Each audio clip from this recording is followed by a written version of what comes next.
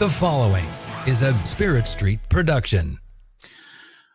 Ooh, all right. Well, we got off to a great start there. Well, look, there's a lot going on, obviously, with college athletics and Big 12 conference and rumors swirling all over the place.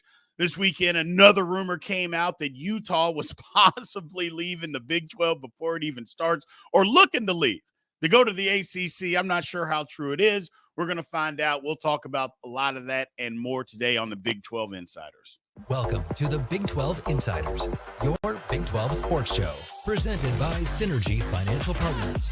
Now let's go to booming North Texas, home of Studio 73. Here's your host, Brian Henley. All right. Well, welcome everybody to Big 12 Insiders. I appreciate everybody being here. We got Tim Fitzgerald, Michelle Bodkin. I appreciate you guys showing up today. Thank you guys.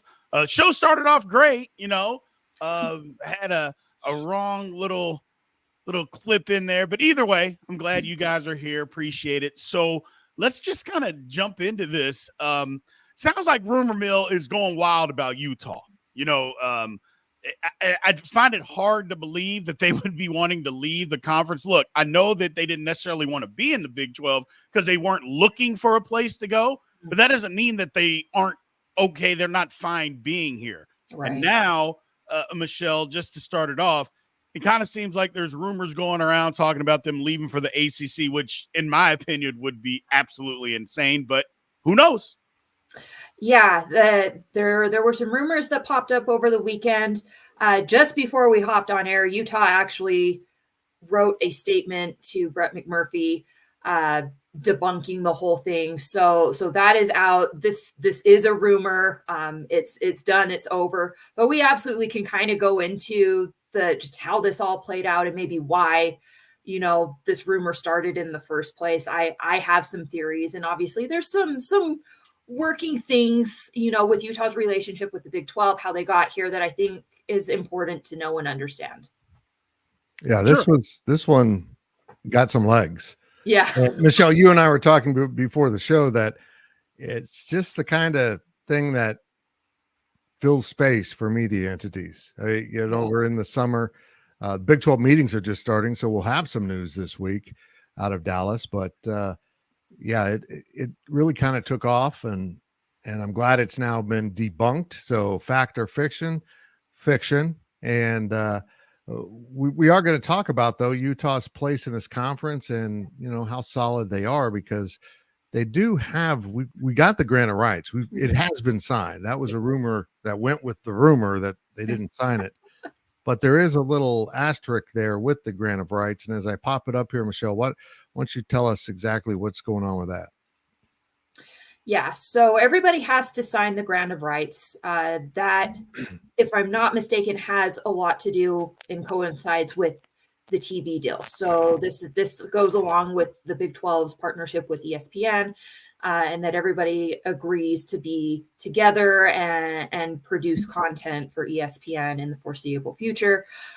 The part that I think people are getting confused on, though, is that there's this other thing with the Big 12, a 99-year essentially membership agreement that most schools have signed.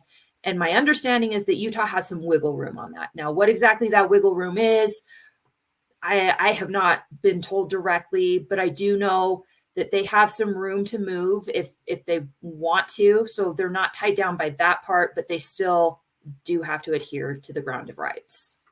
Well, it's interesting. I realized probably the Big 12 had to offer some concessions to Utah to kind of get them over the hump when that time was there. But again, we'll probably find out more officially coming out of Big 12 meetings that shoots us down. Big B? Yeah. I think some things, like I said before, I just find it crazy that Utah would want to even be in this position and have that rumor being thrown around out there. Regardless of who started it or why, it's just one of those things. It's like, look, they haven't even played any game of any kind yet in the conference and already talking about leaving. And I think that a lot of that Big 12 fans around or talking and having questions because, there was so much fodder, going back and forth about, Utah fans talking about the Big 12, not necessarily wanting to be in the Big 12, but they're here anyway. I just, Michelle, for me, I just think the game's just got to get started. Once they get started, I think a lot of this just goes away. We can talk about it all we want, and it is what it is. Like I said, whether it's rumor or true, which it sounds like 99% of it is rumor. But I think once the games actually start being played, a lot of this stuff is just going to go by the wayside. Yeah, I think this is just a lot of bored people. We've had some pretty exciting summers, the last 2 or 3 years. And the summer's been very quiet, relatively speaking. Now, there's some noise in the ACC. We know this. I think it's pretty clear that Miami, Florida State, some of those schools, Clemson, are not happy with their situation and are looking for ways to get out. It feels like it's quieted down a little bit. So why not drag someone from the Big 12 into that mess? And I mean, on the surface, you initially see that run through and you go, okay, I guess there maybe are some aspects of this that could make sense. It would reunite Utah with Cal and Stanford and the research end of it. But then once you really start digging into it, at the end of the day, it would have been a lot of money for Utah to make that move. And for little, if any, reward. To be perfectly frank, the ACC is really not in any better position than the Big 12 is at the moment, if not slightly in a worse position. So it's just when you really kind of peel away the layers, there just isn't anything that makes sense about that. And one example I'll give, because it's just a really easy one, is Utah's already spent all the money to get the Big 12 logos put around campus. So, the field now says Big 12. I'm sure they're working on the courts. I went to a media availability back in April, and they were already taking down some of the Pac-12 stuff in the football facility and getting ready to put up Big 12 stuff. So, that in and of itself is a good chunk of change. And how I know this is I worked for the Salt Lake Stallions, which was part of the defunct AAF Spring League. And one of the debts that the Stallions had after that whole thing folded was signage. And it was about $10,000. And that was just the football stadium and a couple of signs in our hotel. So you start timesing that by a full campus of signage and logos. It's a good chunk of money to just throw away before you even use it. So just even that in and of itself is a good reason to go, you know what? I don't know that this rumor really is that true. We better not find out that they put the logo on the field in chalk. Oh my gosh. One good rain and they're out of the conference. Well, what never made sense to me about this rumor, first of all, was I can't see a school willingly jumping from a lifeboat to another lifeboat with a hole in it. So it didn't make sense. And I don't think there's any one school or group of schools that could join the ACC right now and solve their problems. In fact, I would argue it just increases those problems, amps it up because there's more mouths to feed. And I think really this kind of falls back to the addition of Stanford, Cal, and to a lesser part SMU, since they're paying their way in. And, the stress that might have put on conference members in terms of travel and diluting the money a little bit. Yeah, I mean, these are all things to consider when you start diving into some of these rumors about conference realignment. There's a lot of moving pieces and there's a lot of reasons why something will make sense and won't make sense. Now, the one thing I will say, and I think this is maybe at least partially why this took off and it had some legs, is that there was interest there last summer when things were kind of going down, when it was still up in the air whether or not the Pac-12 was going to survive. Are they going to do a merger with the ACC and kind of do a West Coast, East Coast thing? And I think, there's some leftover feelings on the ACC's side, at least from one source I talked to, that if Utah wanted in, they would take them. But again, there's all these other things. There's the contracts, there's the grant of rights that's been signed.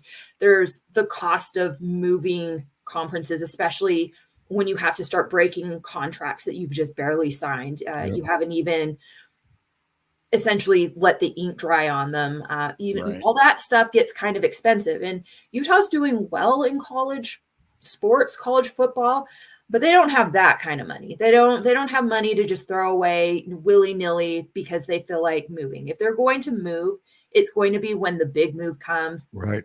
Whenever the Big Ten or the SEC or whatever, whoever decides to pull away and do that. If Utah's moving, that's potentially the move that's going to happen. I just really don't see them bouncing back and forth between the Big 12 and the ACC. That just doesn't make a whole lot of sense. No, we don't know the schedule of that super conference. We just don't know when. It's such a confusing situation, and hopefully out of these meetings and the conference meetings week, Big B, that we're going to find out some more information about timetable and plans, if that even is on the table after the settlement of the House case. Yeah, I think we will too. One of the things that I think I shouldn't say may come out of the meetings, maybe hopefully we get some more strength from the Big 12 that comes out of these meetings. Let's talk about some of the Big 12 basketball conference contracts that are not conference, but the basketball contract that could get signed. Let's get some of this stuff solidified. So then these rumors that we're talking about Utah don't even exist. We don't even have to worry about it because, if you get the conference, the Big 12 to be the strength that it can be, if we get it there, then this stuff goes away and we don't have to worry about that. Then we don't even have to have these conversations at all about, well, they're going to the ACC. Well, no, they're not. There's no way they would do that to leave this. Right now, the Big 12, while strong, is still in a little bit of a vulnerable place. I think we can all agree. I think everybody can agree with that, until some of this gets solidified. But if out of these meetings comes, you know what, TBS or TNT, whatever, if we're getting this basketball done this summer, well, then great. That would be an outstanding thing. I think some of that, Michelle, number one, has to come out of this. And I would think that Utah fans would absolutely love, just like everybody else, would love to be in a conference that's got a basketball contract within a TV contract. I think anything that secures the short-term to intermediate future, I think is going to be a win for the Big 12. And I think it's going to be a win for the members within that conference. Again, the landscape of college football, college basketball, it's a little shaky. It feels a little precarious to me. It feels like it could change and switch at a moment's notice, but anything you can do to kind of keep things together for 3, 5, 7 years, and maybe see where it takes you. See if you can't build some strength. See if you can't build, some ability to throw some weight around and maybe be competition for the SEC or the Big Ten. Maybe put a stop to the super conference idea. Again, it feels like that's the inevitable path we're taking. Right. But as we've seen with conference realignment, it also doesn't take much to shift paradigms and start talking in a totally different direction. Right. So I don't want to make promises to anyone that one way or another what's going to happen, because I don't know. None of us know. Absolutely. All we know is, what it kind of looks like in the moment and what perhaps can be done to maybe hold that off for a bit, and maybe give yourself a chance at putting some or getting some feet down on the situation, and maybe possibly even switching the direction of where this is going. But I think that's probably a huge priority for the Big 12. Obviously, Big 12 has been the victim of these rumors a lot. Yes. And even as recently as, I think, before the Utah rumor, a couple weeks before that, there was all this noise about Kansas is going to jump to the SEC, so it's, I would say buckle up. I think, Big 12, ACC, they're just going to be the victims of these rumors until something seismic happens, if it happens. And the best thing you can do, the best thing you can hope for, is that the presidents, the chancellors, the ADs, and Brett Yormark come together and come up with a plan that keeps everybody happy, at least for the foreseeable future. Right. Yep, I agree. Well, I just imagine that somewhere there's a Twitter troll in his basement or her basement, just absolutely laughing at the rumor they started to see the legs it got, because someone apparently plucked this out of thin air and and made something of it. And I'm not saying everyone fell for it, but it did pique interest, because to pull that off, you got to have a little sliver of possibility and truth to it. And there is. Right. We're going to take a quick break here. We'll be back on the other side of this. I'll ask a quick question about, Michelle brought this up, and I think it's something to come back to, is, the stability of conferences, how we've talked about we need to get some for 3 to 5 years. Is that the new norm? Because previous, everybody, hey, it's 10, 15, 20 years is now the new norm, only a 3 to 5 year window. We'll get Fitz and Michelle's answer to that once we hear a word from our partners with Synergy Financial. We'll be right back after these messages from our sponsors. At Synergy Financial Partners, the vision is to build the world's largest consumer financial education and empowerment company. Synergy doesn't just offer you a financial plan. At Synergy, the goal is to help you find your best financial future. Learn more at synergyfinancial.com. Welcome back to the show. Let's return to Studio 73. All right. Welcome, everybody, back to the Big 12 Insiders. First off, I want to tell everybody, I don't know if you can hear it, but there's some crazy popping noises that are going on. We had crazy storms. The winds are blowing 80 miles an hour, and I'm not exaggerating here in DFW area. It did that for every bit of 5 hours this morning. So I think it may have messed my system up a little bit. So I apologize if you guys are hearing that come through. But so I want to ask Fitz and Michelle, both of you guys, first off, look, Michelle, again, you brought it up. As far as stability is concerned, when you think of stability in the general text, you think kind of long term. Yeah. Should college fans and college athletics administrators and everybody that follows college athletics, should we now start to think of stability in the 3 to 5 year standpoint? Is that going to become the new norm? I kind of think until things get stabilized, if they ever get stabilized, that's just going to kind of be the way things are right now. Yeah, that's kind of been my understanding as I've followed the story and tried to get people, to tell me what's going on and what's Utah going to do and what's the Pac-12 going to do and what's the Big 12 going to do, is that we are seeing networks now only want to put together short-term deals, unlike the big super deals that used to be the norm. The Pac-12 had one for a long time. And obviously the last round of negotiations, it was much shortened and obviously now doesn't exist. The ACC is in a similar boat. Right now, I believe they currently have the longest running deal. And they're not happy about it because everybody else has kind of renegotiated their network deals and are making more money. And they're stuck with the one that they signed clear back when it was still popular to have this long running deal. So we are seeing that go out of fashion. I don't know that we will see that change anytime soon. Again, maybe if the super conference thing happens, which I think it's important to note, the networks are driving a lot of that. This isn't necessarily just the schools, right, or the conference presidents or, anybody like that. This is also the network saying, these are the teams we're interested in, and we want to watch them play each other year in and year out. And we feel like this is what's going to make us the most amount of money. So there's a lot of that going on as well. And I think that's important to note there. So, they're not going to do anything that's not in their best interest. Sure. And it might help the conferences as well. But I think those long-term deals are, as far as I'm concerned, they're a thing of the past. I don't think we're ever going to see anything quite like that again.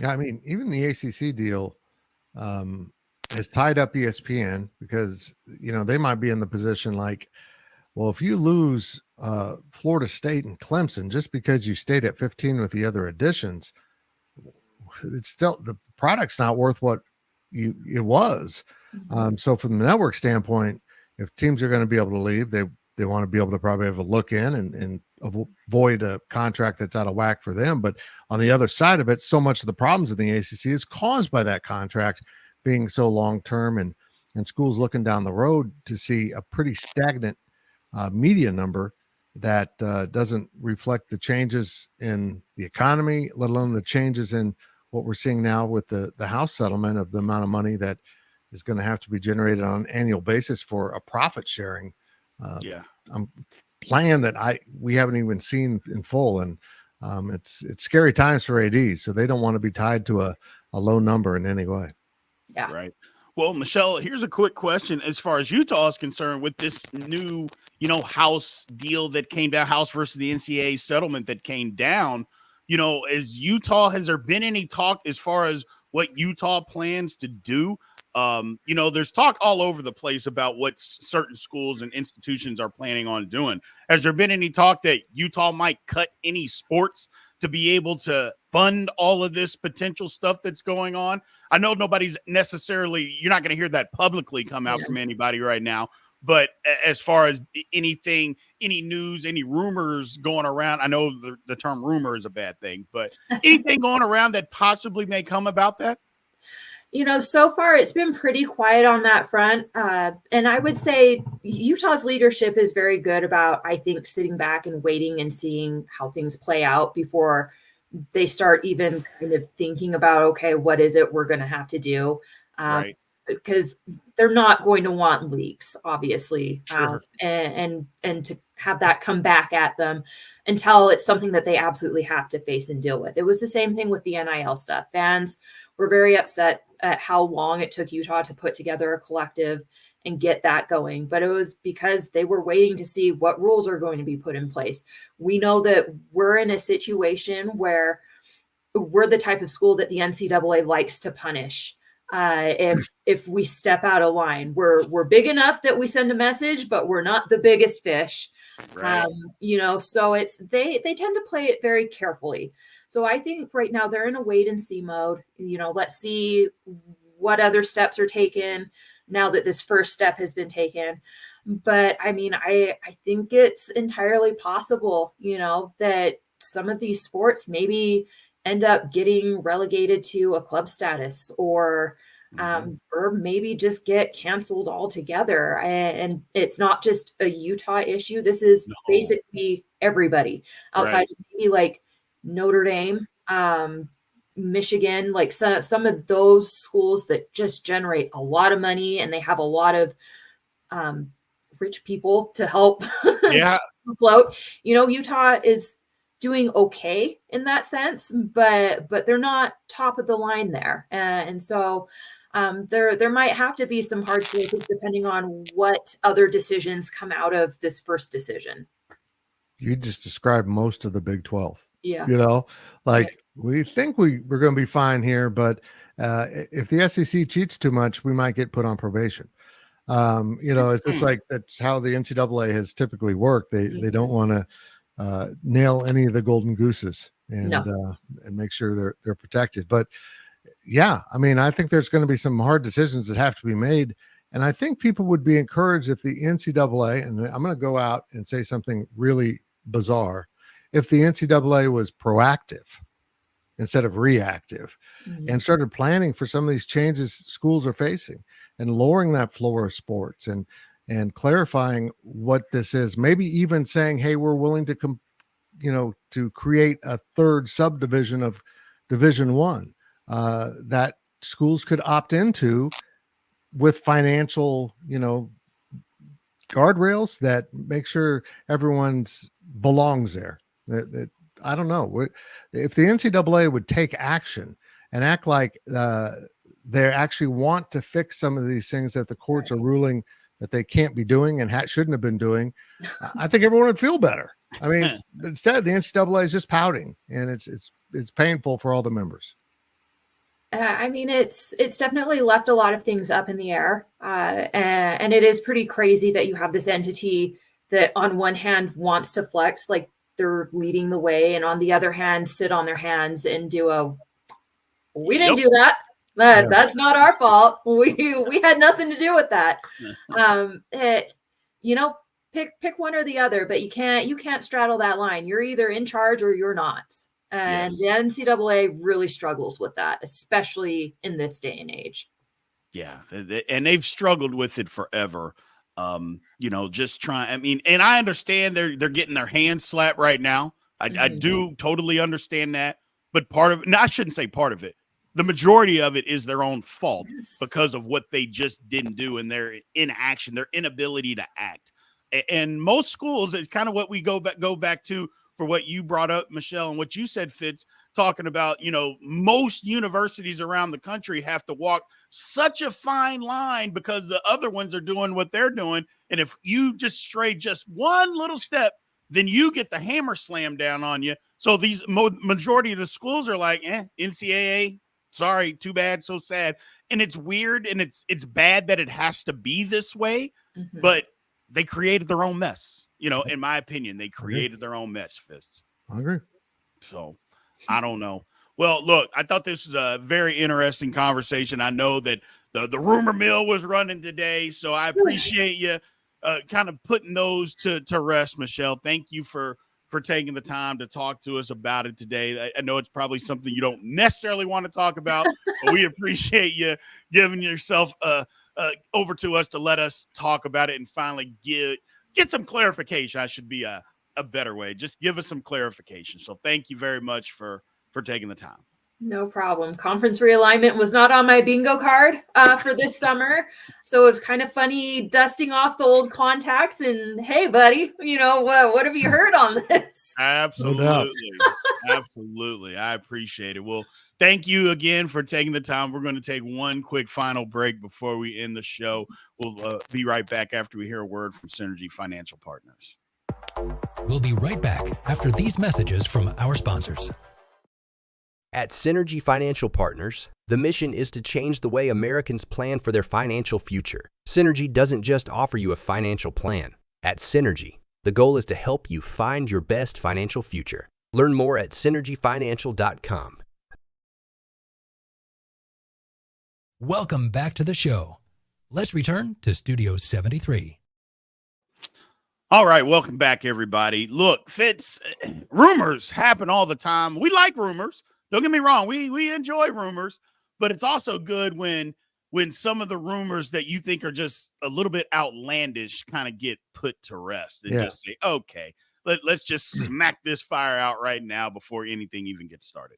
As I mentioned, there has to be a grain of fiber of truth to it, that a believability for it to stick. And, Utah was a reluctant join. They were kind of the last one to climb in the lifeboat and look around, and they keep looking, back at the ship that has sunk. And I get all that. I mean, it would have been tough to watch the Big Eight come apart, and instead the Big Eight evolved into the Big 12. So I get all that. But I think also what fuels it is the joy some Twitter accounts, some fairly big Twitter accounts have come out with this. Oh yeah, we don't want to be in the Big 12. We're going to the ACC. Like you said, Big B, God, we need games. We just need Utah to start participating in the Big 12, and for fans to go out on the road and see some of these venues and see some of the audiences, the crowds. Go to Stillwater, hear the paddles in that place. And maybe we should do a show on the most menacing football venues in the Big 12 that, fans can look forward to. But you're right. I think just playing each other and growing more familiar with each other will be important. Because I recall when West Virginia came in, we heard about how horrible their fans were, how nasty their fans were. And from the first trip I made to Morgantown, they turned out to be some of my favorite fans in the Big 12. So let's get it going. We got a whole summer, so we'll probably trip across plenty of more rumors before we get to actual football. Absolutely. We appreciate everybody for taking the time today to join us. If you're catching this, remember to like, follow, subscribe, all that good stuff. We appreciate you. We will be back tomorrow with more Big 12 Insiders. This has been a GoPowercat.com and Spirit Street production. Please support this show by subscribing to this YouTube channel or follow us on your favorite podcast platform.